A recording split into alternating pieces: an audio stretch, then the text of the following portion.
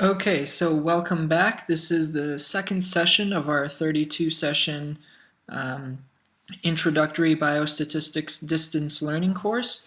And as we learned in the first session, the general format again is going to be um, a lecture or kind of review of new concepts in one session, followed by a second session, which this one is, to illustrate those concepts that we learned in the statistical software package called Stata.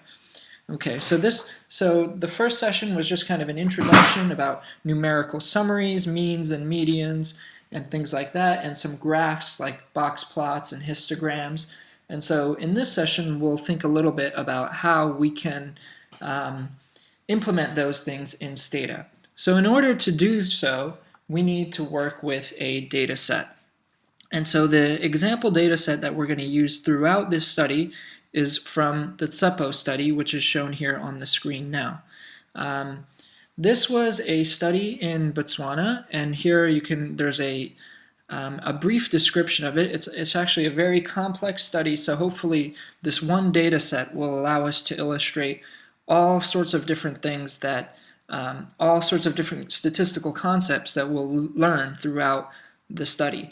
But a nice summary is written here, and it says the CEPO study is an open label, which means patients knew which kind of treatment they were getting. Randomized combination ARV, which stands for antiretroviral therapy for HIV-infected patients.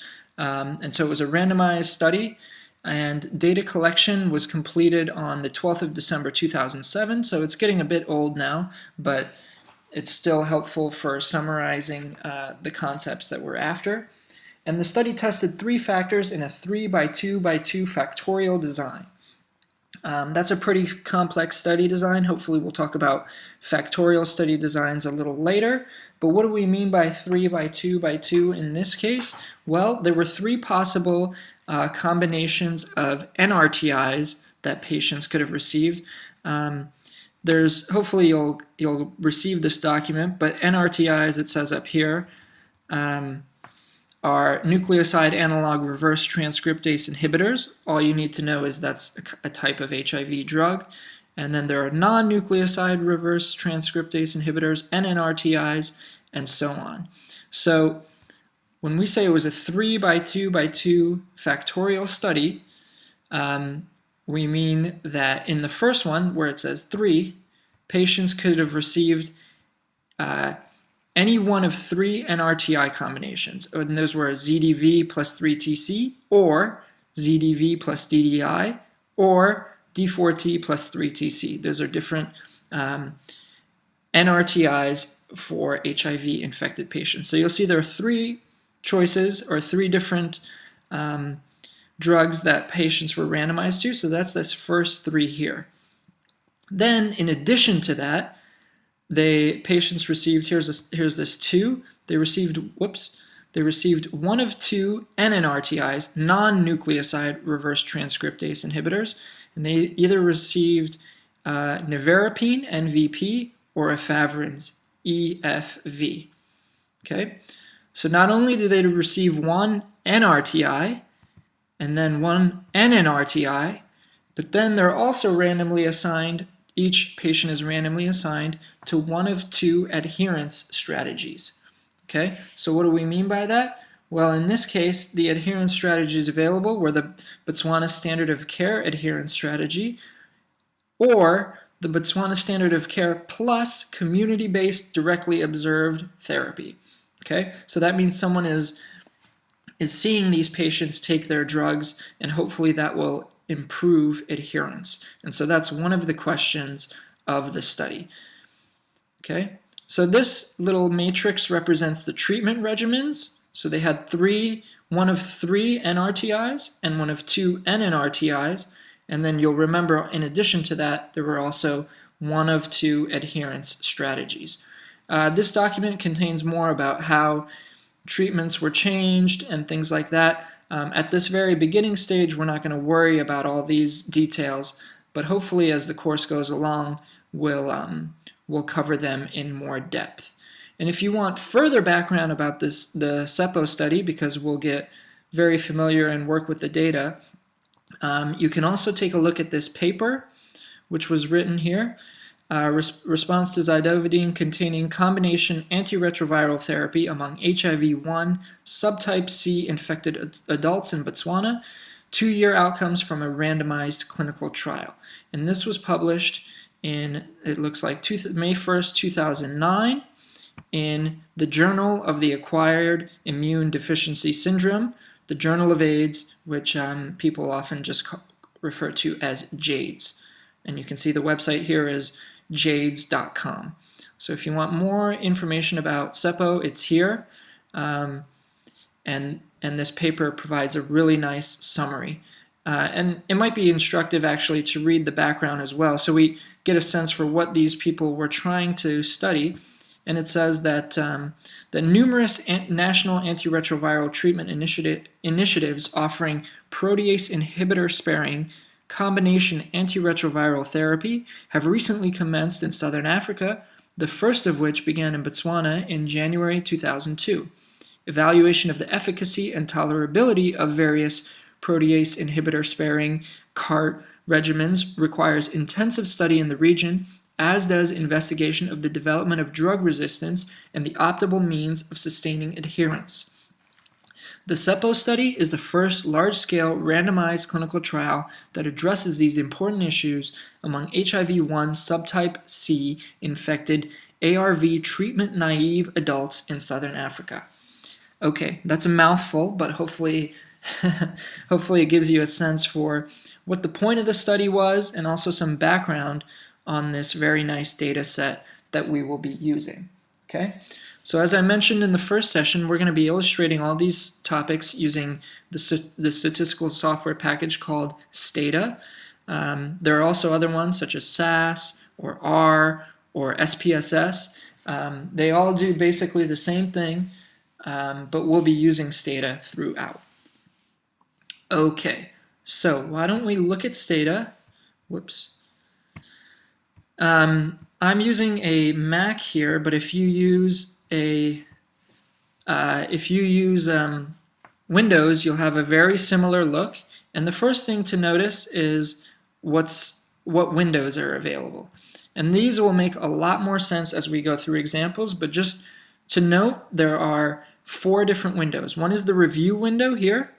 One is the results window, which as the name implies will show the results. One is the variables. Right now you can see there's nothing in the variables window. And so what that means is that we don't have a data set loaded into Stata at the moment. And then finally we have the command window.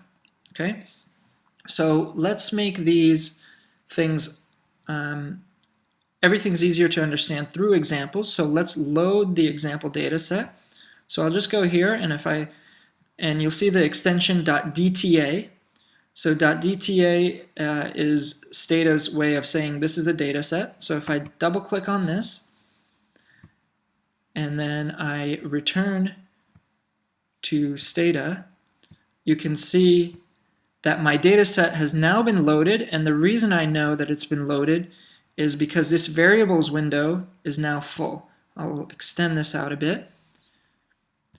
And you can see there's a name of the variable and a label. The label is very helpful because the name of the variable has to be something short. So like, look at this one, end. It looks like someone was trying to write endpoint date. And so the label is very helpful because it tells us this was the date of virological failure. These things we won't worry too much about, but this tells Stata what kind of variable it is, and I don't really know what the format means, but we're going to look mostly at the name and the label. Okay, and you'll also notice that this thing appeared in the command or in the review window rather, which if I scroll over it gives me the full command, which was use, and this is where I'd located, where I'd put the data set on my hard drive. So you can already see that I could have just come into Stata, and instead of double clicking on my data set, which I did to load it, instead of doing that, I could have gone down here to the command window, and I could have typed use quote, users, this is the location of the data set, sepo.dta, end quote, here in the command data set, and hit enter, and that would have also loaded the data set into Stata. Okay, so you'll see there are many ways of doing the same thing. That's all that we're trying to get at. So let me pause here.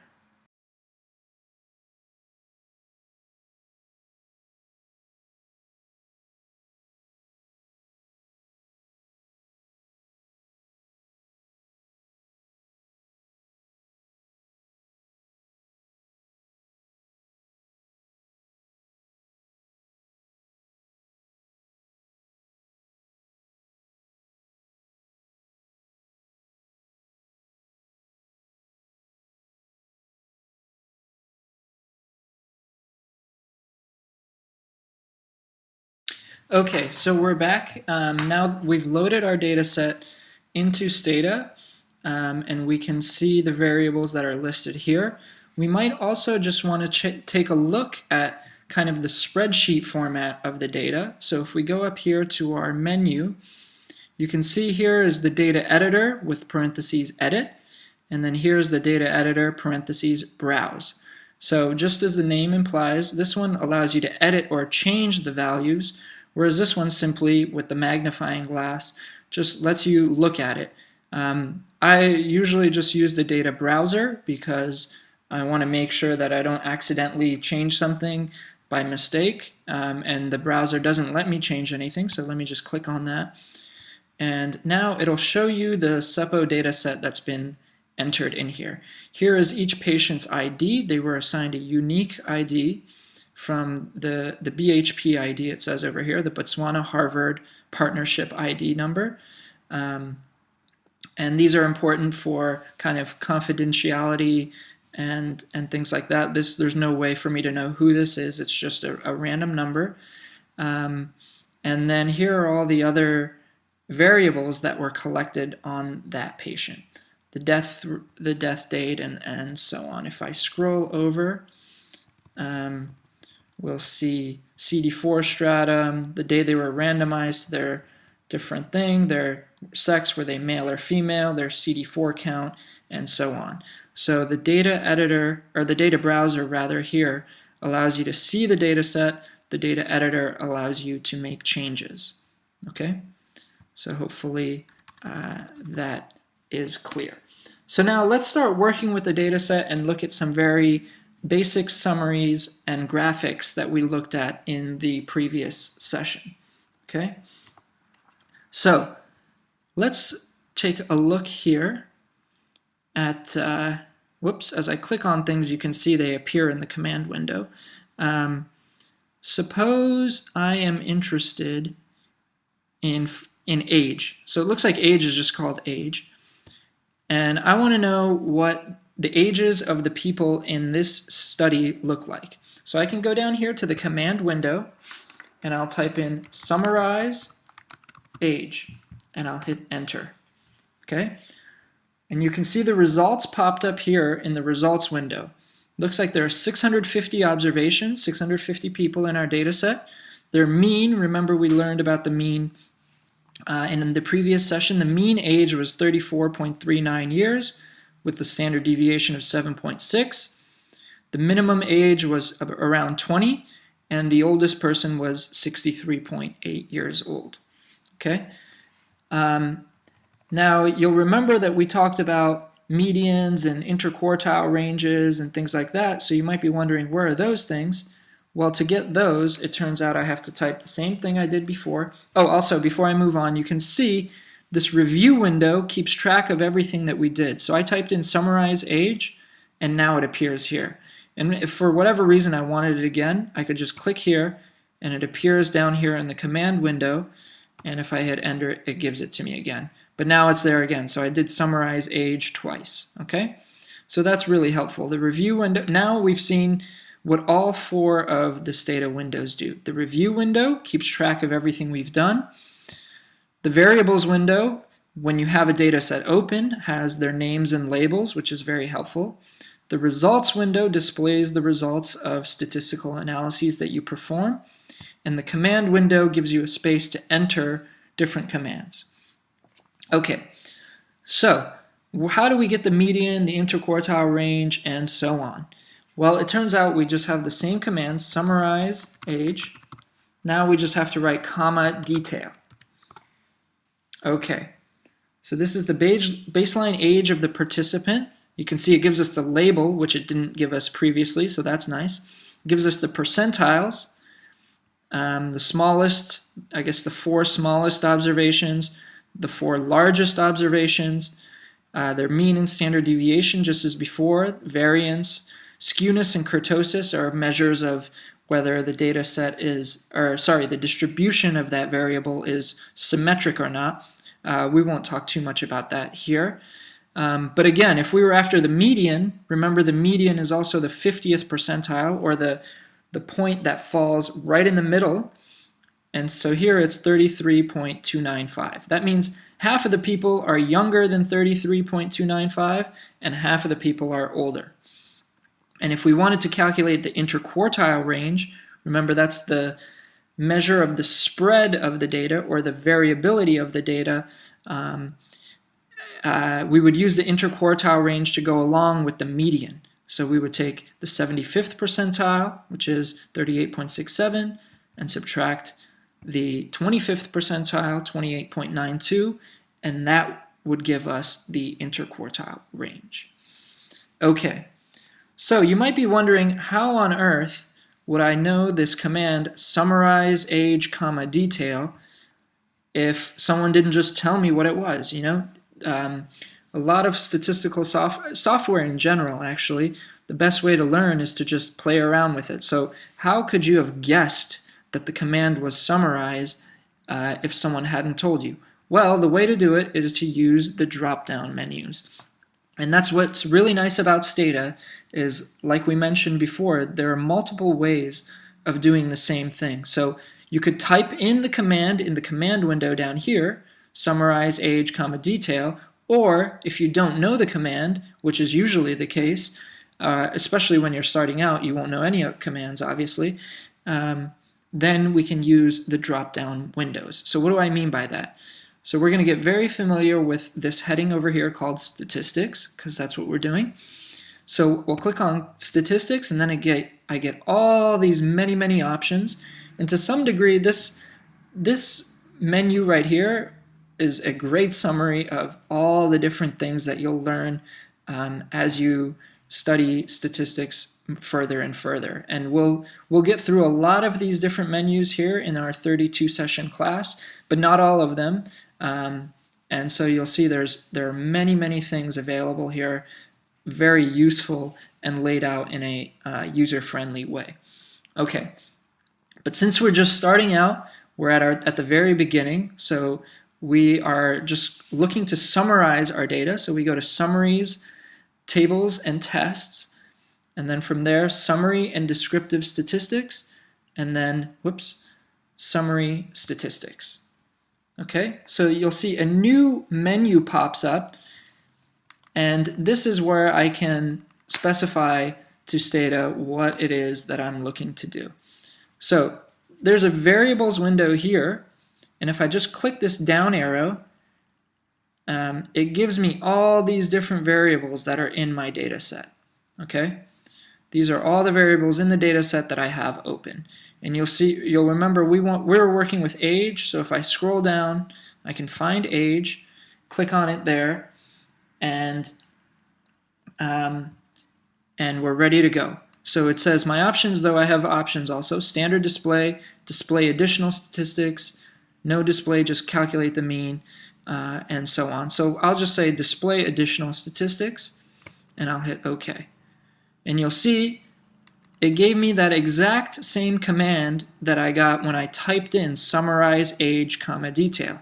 And the reason I know that is even when you use the drop-down menus, Stata helpfully shows you the command so that the next time, and as you become more and more familiar with Stata, you can skip out on the drop-down menus and save time maybe by just typing in summarize age, comma, detail. And so this gives me all the same stuff that we had before.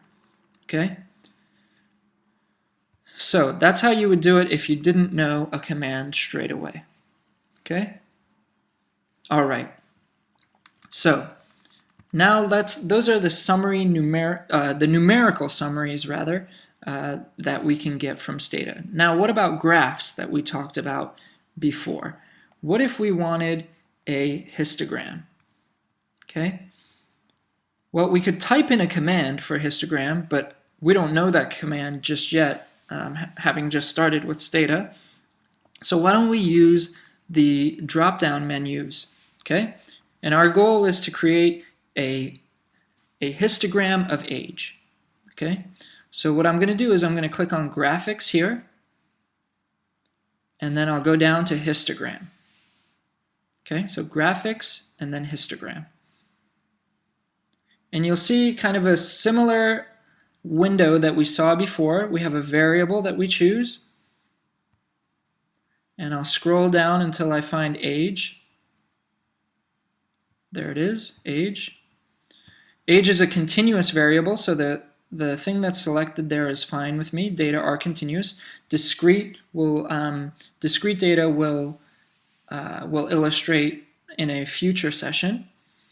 And then there's many options here. The number of bins we can mess with, the y-axis, the x-axis, the titles, the legend, and so on. So it's very nice that Stata gives you all sorts of options to make the graphs look exactly how you want them to look. But for now, we just want a basic histogram, so we just tell it that we want age, and that age is a continuous variable, and we hit OK. Okay, and there is our histogram. Okay, so it tells us the baseline age of the participants and the density. Okay, so now you might be wondering, what does this density mean? How do I interpret this 0.04 and things like that? Well, I can just X this out and go back to my histogram. And instead of density, I might want frequency. That's easier for me to understand. So I hit OK. And now it tells me, okay, there are like 40 people with this certain age, or 80 people with this certain age, and so on. So that's a bit more helpful. Okay, so you can see it's a pretty symmetric distribution. It does have a bit of a long tail over here, and this represents obviously the older ages. And I think it's cut off here at 20 because children were excluded from the study. So here's a very helpful summary of the ages of patients in our data set. And you can see it corresponds to what we'd seen before. So the mean was 34, yep, the center's right around here somewhere, and so on. And the median was 33, so half of them are on this side of 33 and half of them are on the other side, and so on. So a very helpful graphical summary. And again, you'll notice that Stata is giving us these commands. So if I wanted to next time not use these drop-down menus and instead type the commands, I could just go here and type in histogram, age, comma, frequency. And you see it gives me that same plot back. Okay? And another important thing to remember about these plots, you can right-click on them and save them. So I can save it as a Stata graph, or as a PDF, or as a PNG, or a JPEG, or PostScript, and so on. And so you'll want to save your graphs for the papers that you're writing, or the homeworks that you're doing, and things like that. So you can just right-click on them and save them for future. Okay, so that is a histogram, a very helpful plot. Okay, in the lecture, in addition to histograms, we also saw other types of plots. One was a box plot. Okay, So how do we create a box plot? Remember, a box plot, again, just like a histogram, is used for continuous data. So to create a box plot, we can go to the same spot, Graphics, and now instead of histogram, we choose box plot. Very similar window as the one we saw before. I'm going to drop this variable menu down, scroll down until I can find age. There it is. And then I'll hit OK. And there is a box plot of our ages. Remember, this line across the middle represents the median, which is 33.295. This represents the 75th percentile, this upper line, which is 38 and change. Looks like it's 38 and change. This is the 25th percentile, which over here it says is 28.92. That looks just about right.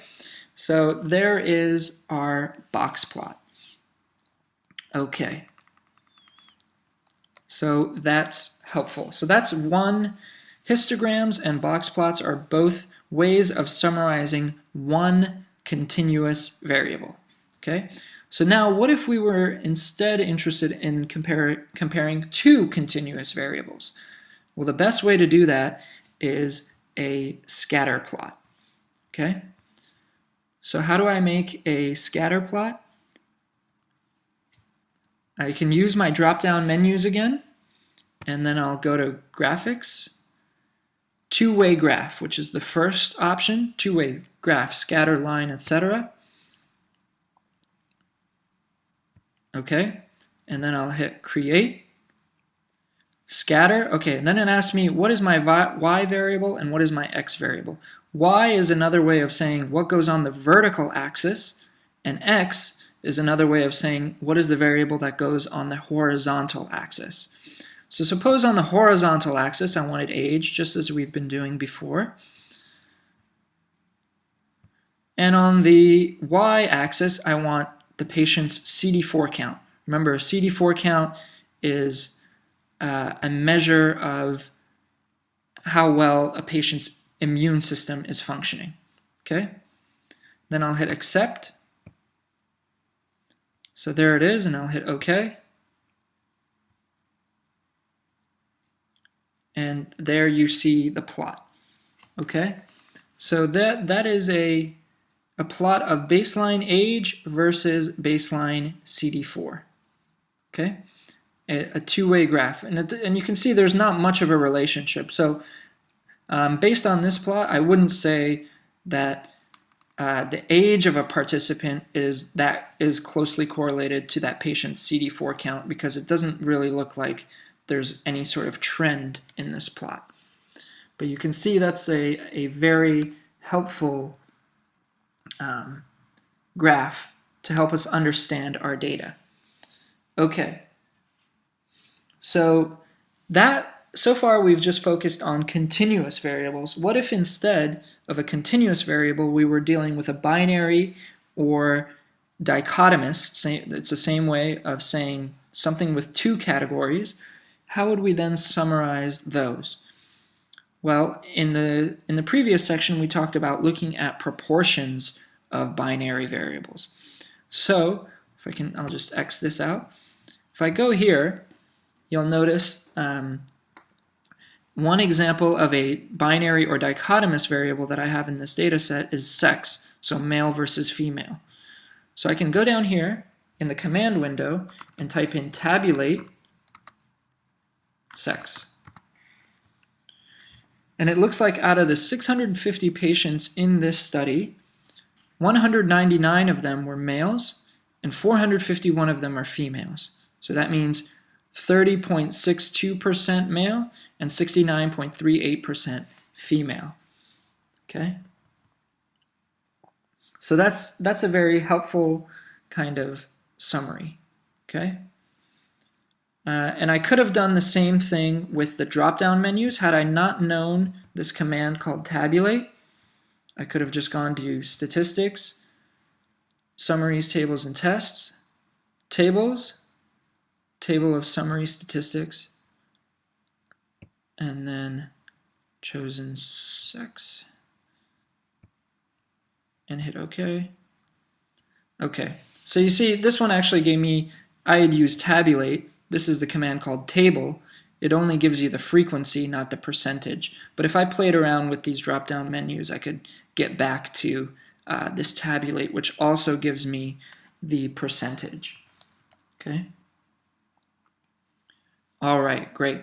So hopefully when you have the SEPO data set in front of you, you can also try out different examples to see if, as you get a sense for the software. So there's all sorts of different variables here, height and weight, and viral load, and when they went off the study, and their CD4 count, and so on. All sorts of important variables were collected, so we can do summaries and plots for these different kinds of variables. So that's it for this kind of the status session that accompanies the first lecture. So play around with the data set, make some plots, look at some summaries. This is often the most important step for when you first receive a data set and are getting familiar with it, and all the sort of different things that you can learn from it. Okay, we will pick up the next session talking a little bit about probabilities. So I will see you then.